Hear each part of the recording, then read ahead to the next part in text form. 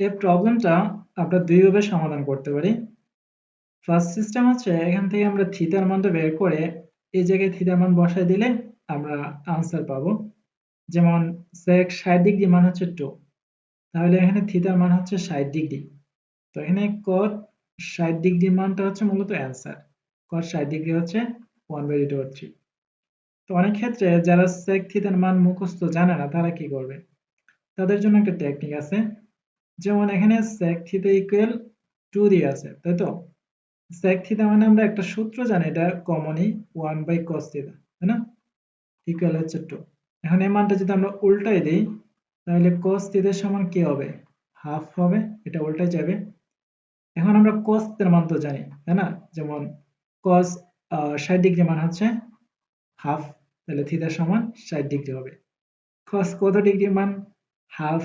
এটা না জানলে চাকরি পরীক্ষা দেওয়ার দরকার নাই, পড়ালেখা চাইরা দেন, অন্যান্য কাজকর্ম করেন। তাহলে থিটার মান আলটিমেটলি 60 ডিগ্রি আসছে।